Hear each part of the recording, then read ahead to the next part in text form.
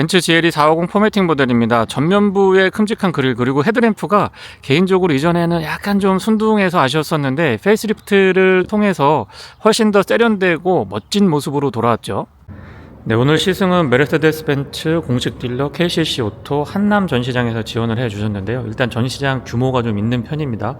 구입과 정비가 가능한 전시장이기 때문에 일단 여기서 차량을 구매했을 때 향후 유지 관리도 유리한 면이 있습니다. 다양한 차량 라인업들을 한 곳에서 볼 수 있는 것도 장점이고요. 이렇게 클래식카 같은 것들도 이 전시장에 오면은 자세하게 볼 수가 있습니다. 좀 더 특별한 차량들은 프라이빗한 공간에서 자세하게 설명을 듣고 또 차량을 살펴볼 수도 있습니다. 디자인의 호불호가 조금 나뉘긴 했었는데요. 확실히 페이스리프트가 되고 나니까 특히 전면부에서 느끼는 세련된 느낌이 참 좋습니다.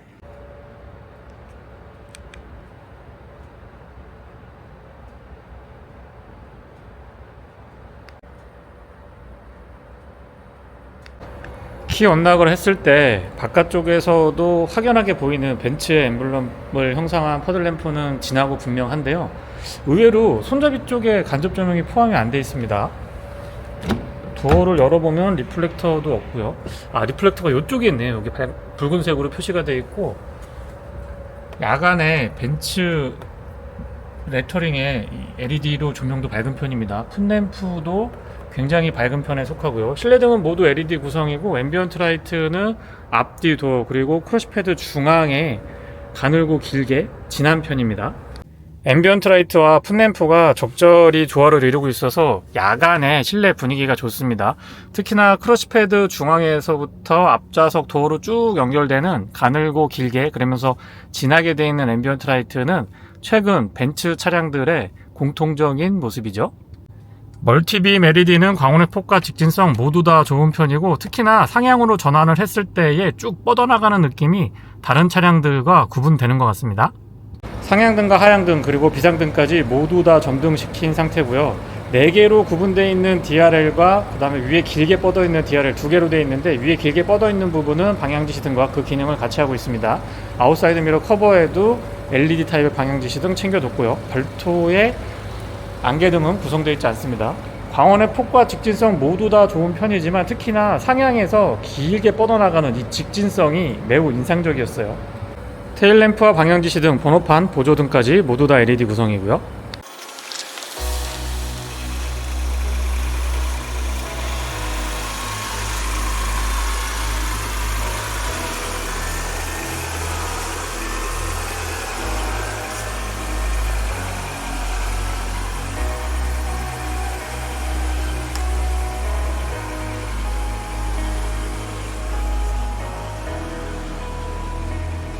M256 직렬 6기통 가솔린 터보 엔진이 장착되어 있습니다. 배기량은 2999cc고요.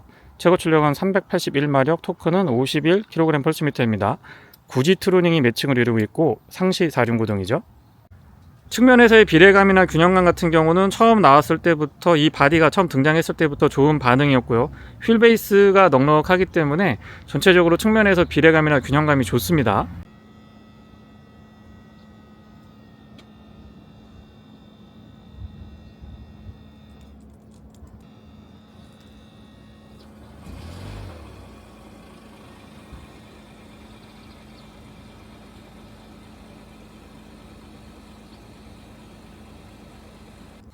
휠은 21인치고요. 타이어는 앞뒤 사이즈가 다른데요. 앞쪽은 275, 45, 21이고 뒤쪽은 315, 40, 21입니다.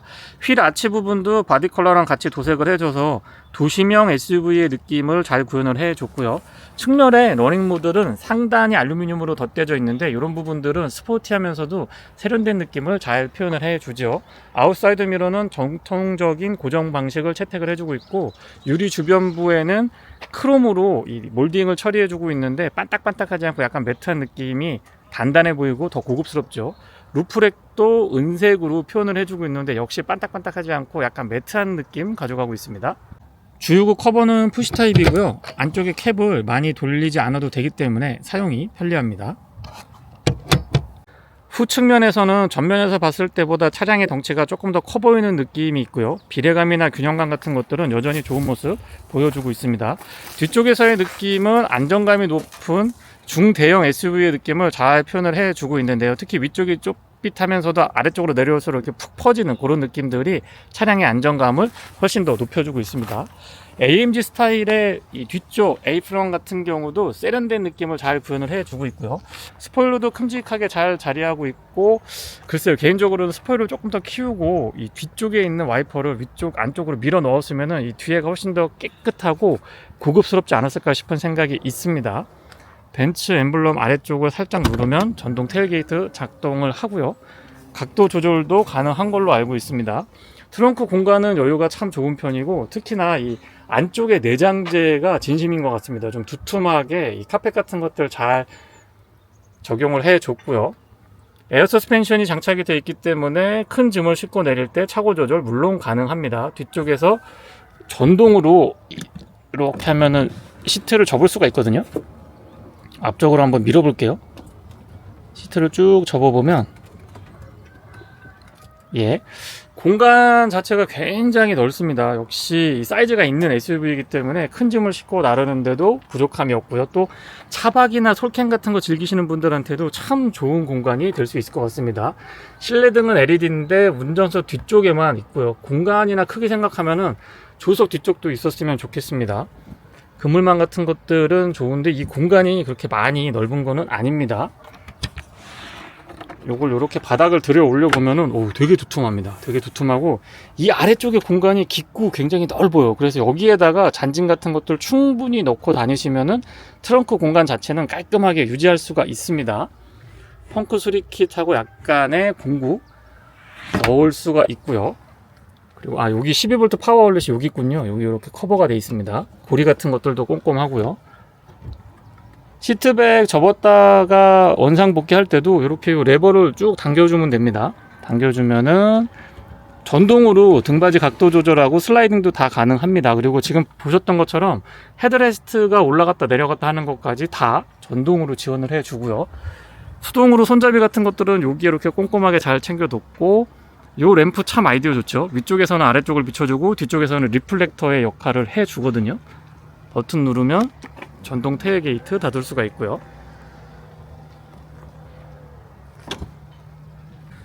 스마트 키는 벤츠의 최근 차량들과 공유하고 있습니다. 조금 이 GLE 덩치에 비해서는 작은 듯한 느낌이 있죠. 얄쌍하고 그립감은 생각보다 나쁘지 않은데요.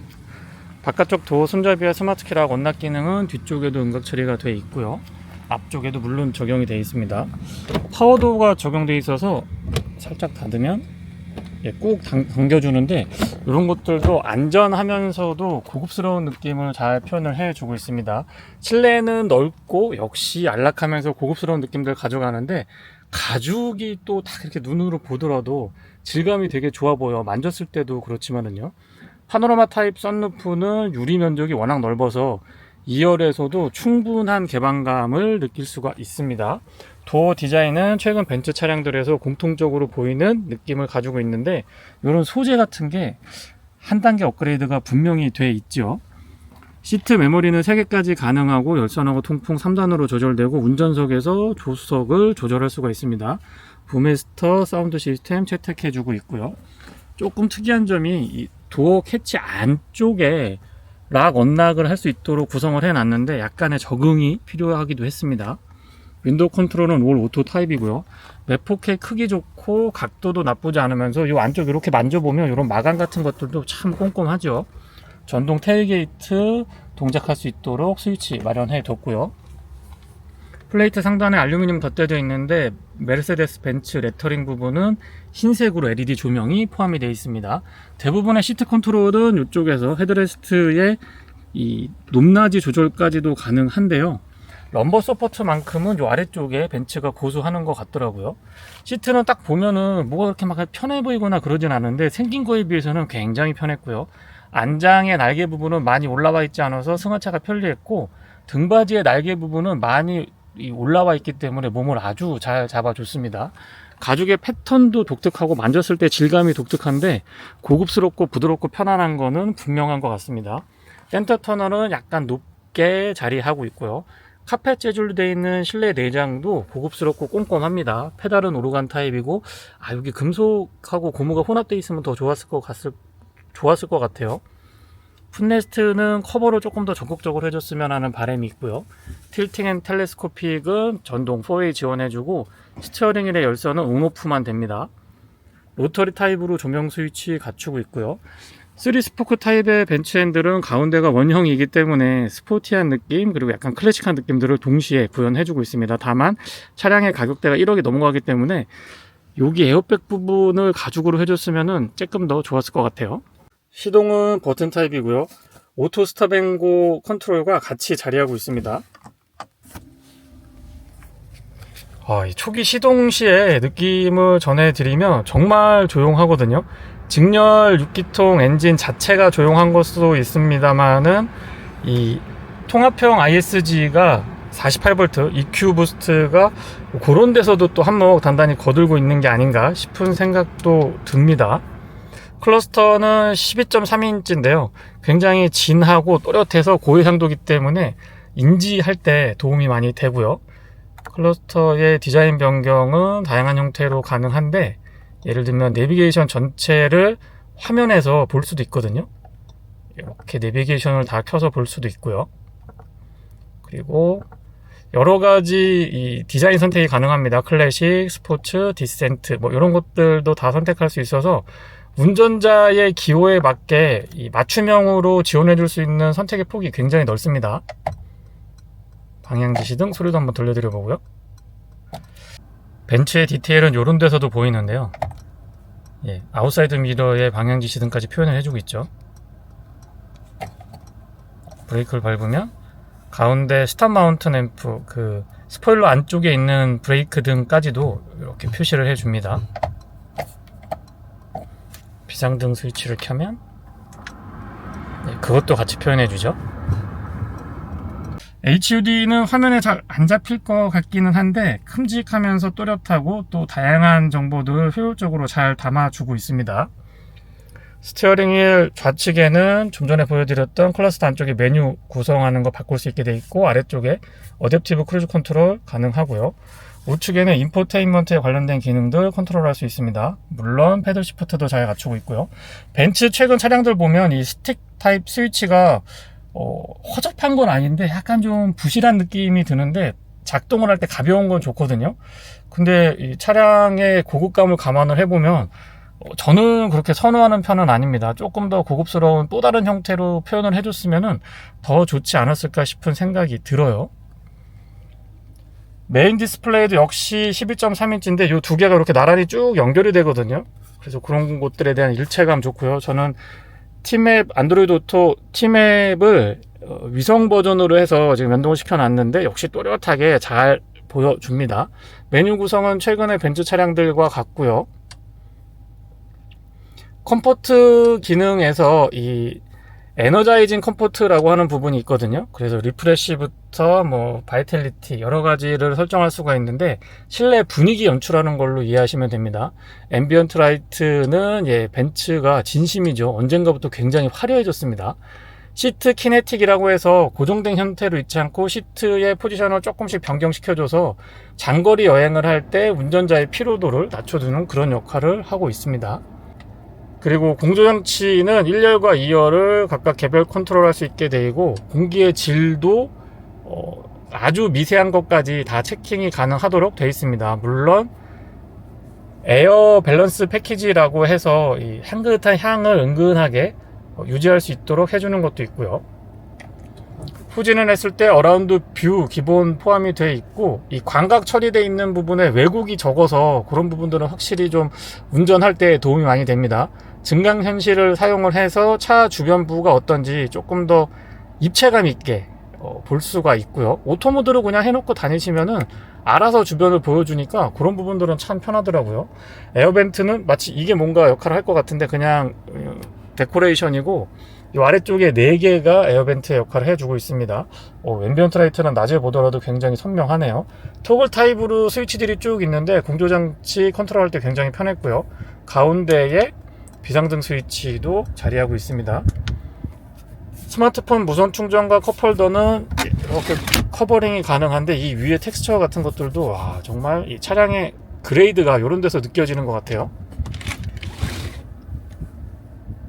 올렸다 내렸다 수동으로 해야 되고요. NFC 포함하고 있는 스마트폰 무선 충전, 그리고 USB C 타입으로 단자 2개. 여기가 되게 특이하죠. 12V 파워 아울렛이 여기 이렇게 숨어 있습니다. 컵홀더는 2개인데요 8월도에서 55도까지 음료의 온도를 그러니까 꾸준하게 유지할 수가 있습니다. 여기서 이렇게 버튼으로 눌러서 사용을 할 수가 있죠. 패드 사용하기도 굉장히 편리하고 이 주변부의 스위치 같은 것들도 금방 익숙해졌습니다. 그리고 예전에는 약간 좀 거추장스러운 느낌이 있었는데 지금은 심플하고 되게 아기자기하게 오밀조밀하게 잘 구성이 되어 있죠. 드라이브 모드, 다이나미라고 되어 있는 부분은 5가지의 드라이브 모드를 변경할 수가 있고요. 요런데 약간 볼록하게 나와 있는데 아이디어가 괜찮은 것 같죠? 그 다음에 에어 서스펜션 차고 조절할 수 있도록 구성이 되어 있고요. 버튼을 누르면 암레스트 안쪽에 공간을 쓸 수가 있는데 꽤나 깊고 넓습니다. 여기에도 USB-C 타입으로 단자가 하나 준비가 되어 있네요. 양문형으로 열리는 거는 참 아이디어 지금 봐도 좋은 것 같아요. 그리고 암레스트 역할도 잘 해주면서 자연스럽거든요. 팔을 거치했을 때. 그리고 센터 터널의 디자인도 그대로 유지해 줍니다.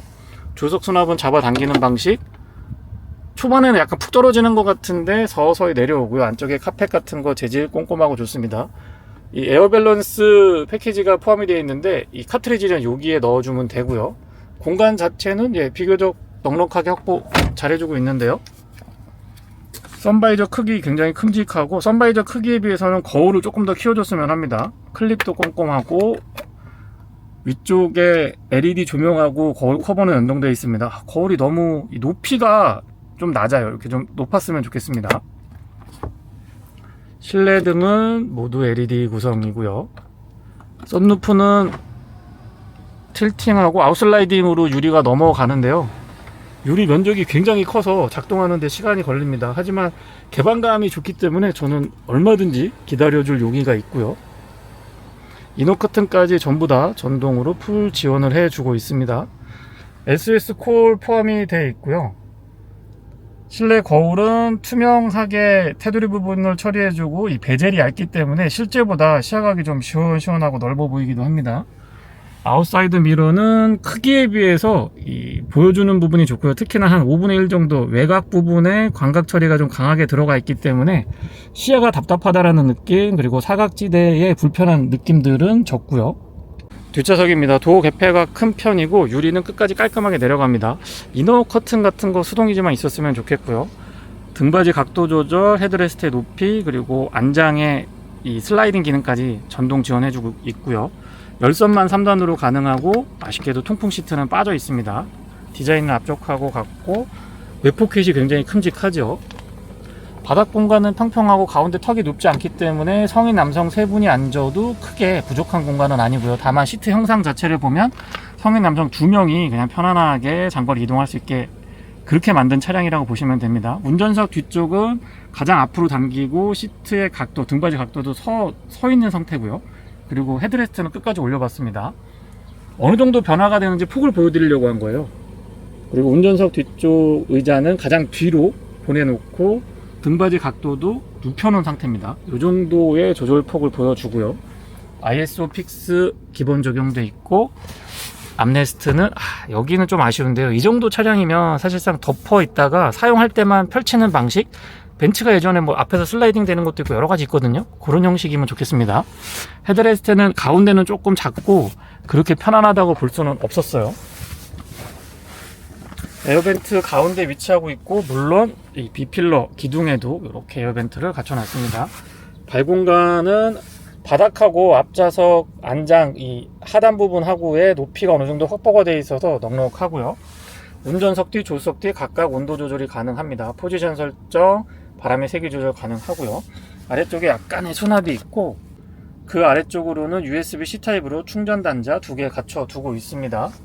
실내 굉장히 넓고요. 차분하면서도 고급스러운 느낌들, 최근에 벤츠가 지향하는 SUV의 트렌드를 잘 보여주고 있는 것 같습니다. 스티어링 휠은 여러 차량에서 보여주고 있는데 요거보다는 개인적으로 잠자리 핸들이 더 잘 어울리는 것 같은데요.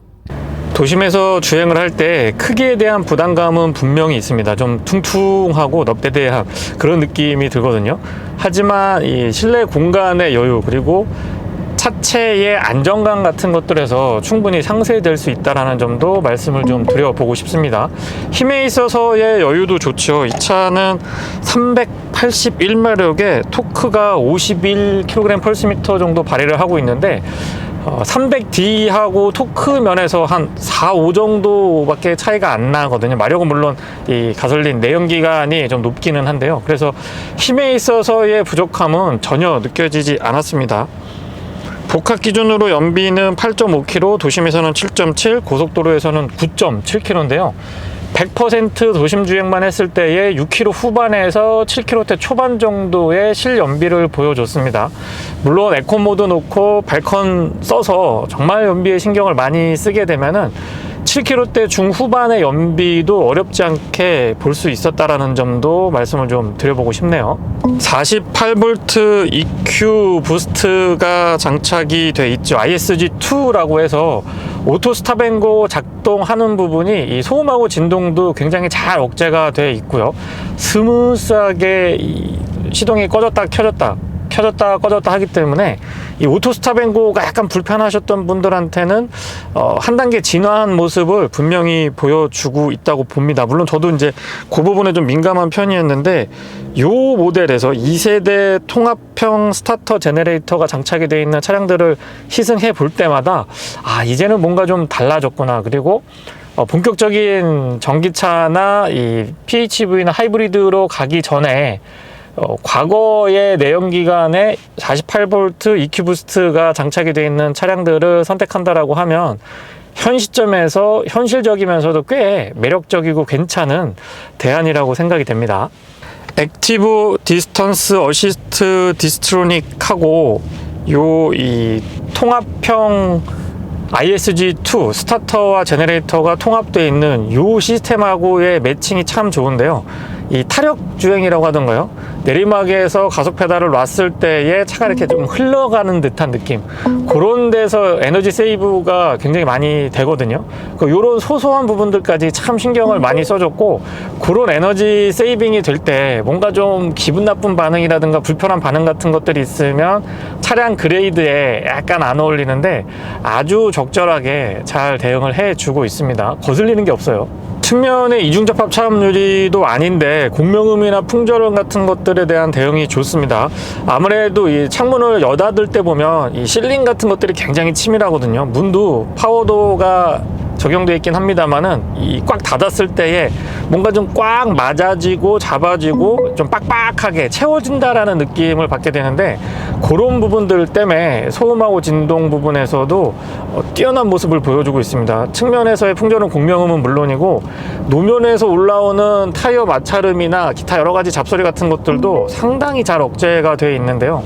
부드럽고 편안하면서 조용한 SUV를 찾으시는 분들한테는 꽤 매력적인 차량이죠. 사고가 약간 있기 때문에 전방 시야가 참 좋습니다. 시트 포지션은 SUV 치고는 조금 낮게 설정을 할 수가 있는데, 낮게 설정하더라도 차량 크기, 높이가 있기 때문에 시원시원한 시야는 꾸준하게 운전자한테 제공을 해주고 있고요. A필러 자체가 그렇게 막 두껍다고 볼 수는 없는데 이 부분이 조금 답답한 느낌이 들 수도 있을 것 같아요. 차라리 아웃사이드 미러를 도어에 고정을 해서 플래그 타입으로 뽑아줬으면 이 부분이 조금 더 시원하게 시야 확보가 되지 않을까 싶은 생각도 듭니다. 아웃사이드 미러는 크기는 그렇게 크지 않은데 바깥쪽 한 5분의 1 정도는 광각 처리를 조금 강하게 해놨기 때문에 사각지대에 대한 대응이 좋고요. 또 그 광각이 많이 처리되어 있는 부분에 주황색으로 이렇게 불이 들어오거든요. 블라인드 스팟 워닝을 해주고 있는데 그게 같이 맞물려서 전체적으로 이 전방 시야도 좋은 편이고 이 후측방에 대한 모니터링도 괜찮습니다. 이 차는 도심 주행보다는 좀 멀리 장거리를 여유 있게 투어 형태로 타시는 분들, 그리고 골프 치러 수도권이라든가 한 100에서 200km 사이 왕복으로 왔다 갔다 하시는 분들한테 아주 좋은 대안이 되지 않을까 싶습니다. 도심에서도 편안하고 안락하고 조용한 느낌이 좋았지만은 이 고속도로에서 낭창낭창 하면서 이 편안하게 운전자를 이끌어주는 이런 느낌이 참 좋았었는데요.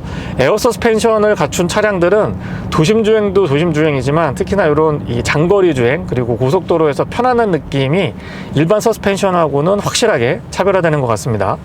애답티브 크루즈 컨트롤은 앞차와의 거리 조절 4단계로 구분이 되어 있고요. 단계마다의 간격 유지가 다른 브랜드에 비해서 조금 더 미세한 부분까지 이 차이 같은 것들을 잘 두고 유지해 주는 것 같습니다. 완전히 정차했다가 재출발 지원 당연히 가능하고요. 차선 유지 보조 기능도 포함이 되어 있어서 특히 이 고속도로에서 중장거리 운행이 많은 분들한테 편안함을 제공해 줄 수 있죠. 차선 유지 보조 같은 경우도 왼쪽이나 오른쪽으로 치우치지 않고 중앙을 아주 잘 유지해 줬습니다. 사운드 시스템은 부메스터 서라운드 사운드 시스템을 갖추고 있는데요. 590W의 13개의 프리미엄 스피커를 갖추고 있다고 합니다. 한번 들어볼게요.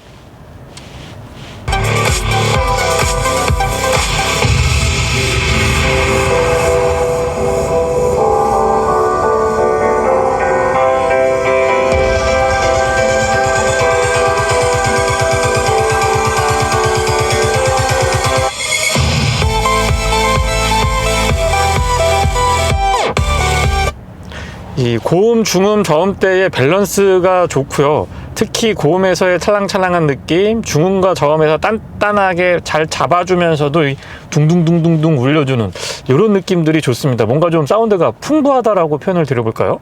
고속도로에서 공인연비는 9.7km인데요. 정말 에코모드로 놓고 연비에 신경을 많이 썼을 때에는 10.8까지도 간헐적으로 유지가 됩니다. 꾸준하게 뭐 두 자릿수로 유지한 건 아닙니다만 어쨌거나 두 자릿수로 넘어갔다가 9km 후반대로 떨어졌다가 해서 두 자릿수까지 나오기는 했습니다. 근데 평균적으로 보면 9km 중반에서 10km 극초반 정도의 실연비를 확인을 할 수 있었고요. 직렬 6기통 터보 엔진과 구지트로닉의 매칭은 강인하거나 좀 신경질적인 반응보다는 부드럽고 편안한 느낌을 잘 전달을 해줬고요. 에너지 효율 측면에서도 그렇게 낭비가 되거나 좀 한 반의 반 박자 늦거나 굼뜨거나 이런 것들도 느껴지지는 않았습니다. 거기에 48V 에코부스트가 조합을 이루니까 그나마 이 정도 덩치의 이런 배기량을 갖고 있는 SUV가 9km대의 평균 연비를 유지할 수 있는 게 아닌가 싶은 생각도 듭니다. 실질적으로는 뭐 8 후반에서 9 초반 정도 보시면 되겠지만은요. 차량 무게도 2.2톤이 넘어갈 겁니다. 공차 중량이 2.2톤 넘어가는 걸로 알고 있고 휠 타이어도 굉장히 크죠. 차가 무겁고 크고 높이도 어느 정도 있기 때문에 롤하고 피칭, 특히 롤링에서 자유롭기가 참 어려운데 그거를 벤츠는 아주 스마트하게 대응해주고 있다고 생각됩니다.